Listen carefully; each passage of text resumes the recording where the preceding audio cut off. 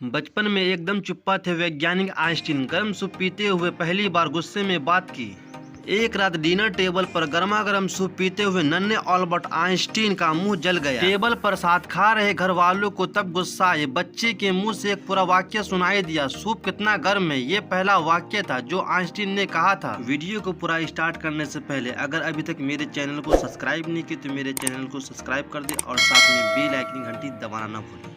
18 अप्रैल को महान वैज्ञानिक ऑल्बर्ट आइंस्टीन का प्रिंसटन में निधन हुआ था। साल 1955 में निधन के समय उनकी उम्र 76 वर्ष थी। तब तक दुनिया उनके दिमाग को लोहा मानने लगी थी। हालांकि आइंस्टीन का बचपन उनकी याद की छवि से कतई मेल नहीं खाता था। यहाँ तक कि उनकी भुलक्कड़ी के किस्से भी कुछ कम नहीं है। उनकी खराब याददाश्त को लेकर कई बातें वैज्ञानिक तबके में बताई जा रही थी। देखिए इस वीडियो में आइंस्टीन की याददाश्त के कुछ दिलचस्प किस्से।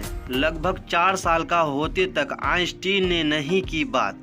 मार्च 1879 में जर्मनी में एक यहूदी इंजीनियर के घर में जन्मे ऑल्बर्ट आइंस्टीन के बारे में कहा जाता है कि जन्म के लगभग 4 सालों तक उन्होंने एक भी शब्द नहीं कहा। इस बारे में आइंस्टीन ने खुद एक लेखक कार्ल सीलिक को बताया था कि कैसे 2 साल का होने पर उनके दादा दादी उनसे मिलने आए और एकदम चुप बच्चा देखकर उन्होंने पूरा परिवार को चिट्ठी लिखकर ये बात बताई थी।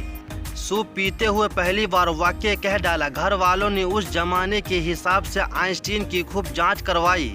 सबने एक सुर में कहा कि बच्चा बिल्कुल ठीक है, लेकिन कोई भी बच्चे के न बोलने की वजह नहीं बता सका। एक रात डिनर टेबल पर गर्मा गर्म सूप पीते हुए आइंस्टीन का मुंह जल गया। टेबल पर साथ खा रहे घर वालों को तब उसके मुंह से एक पूरा वाक्य सुनाई दिया, सूप कितना गर्म है। युवा आइंस्टीन के मनमौजीपन और कमजोर याददाश्त को लेकर कहा जाता है कि उन्हें अपने घर का पता भी भूल जाता था। नाजी उग्रता के कारण वे तब जर्मनी से अमेरिका जा बसे थे और वहाँ institute of advanced study in Princeton में पढ़ रहे थे। यूनिवर्सिटी से लौटते हुए एक बार वे टैक्सी में बैठे लेकिन घर का पता भूल गए। टैक्सी वाले के पूछने पर उन्होंने उल्टे पूछा, तुम ऑल्बर्ट आइंस्टीन का घर जानते हो क्या? इस पर ड्राइवर ने कहा कि हाँ मुझे पता है, आप उनसे मिलना चाहते हैं तो मैं आपको उनके घर तक पहुंचा सकता हूं। ड्राइवर ने उन्हें घर तक पहुंचाया। तब जाकर आइंस्टीन ने उसे अपना परिचय दिया। जो किताब में लिखा हो उन्हें याद रखने की क्या जरूरत है, ऐसा ऑल्बर्ट आइंस्टीन का कहना था। आइंस्टीन की खराब याददाश्त को लेकर एक किस्सा और है। एक बार एक सहकर्मी ने उनसे उनका टेलीफोन नंबर पूछा। इस पर वह पास रखी टेलीफोन डायरी में अपना नंबर ढूंढने लगा। इस पर सहकर्मी ने कहा कि आपको अपना टेलीफोन नंबर भी याद नहीं है। आइंस्टीन ने कहा कि मैं वो चीज क्यों याद रखूं जो मुझे किताब में ढूंढने से मिल जाती है। आइंस्टीन विज्ञान की दुनिया में जितने महान थे, निजी जिंदगी में उतना ही सरल। एक बार की बात है, उन्हें किसी ने लिफ्ट के बारे में बताया। लिफ्ट की खूबी बताते हुए कहा कि इससे समय बचता है, सीढ़ी चढ़ने उतरने की मेहनत बचती है। आइंस्टीन को ये आइडिया बड़ा अच्छा लगा।